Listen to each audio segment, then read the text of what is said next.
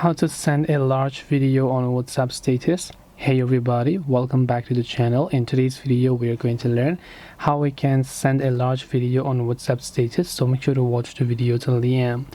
Now, the previous issue that existed over here was that whenever you wanted to upload any sort of status, it would automatically get cropped down to 30 seconds. But do not worry anymore, because with the new update, WhatsApp has made it so that if you update and if you're using the latest version of WhatsApp, now you can upload videos automatically already longer than 30 seconds and up to 60 seconds, which means 1 minute long, right? So now if you tap the My Status option and then allow the permission, you go to the video tab, then you will go to this media tab, and let me just choose a certain video.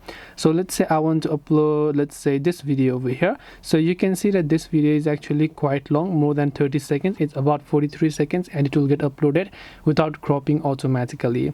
So hope this video helped you understand. Now you can automatically upload for up to 60 seconds. Hope this video was helpful. If you have got any more questions, feel free to leave them down below. Thank you for watching till the very end of the tutorial, and see you soon in the next video.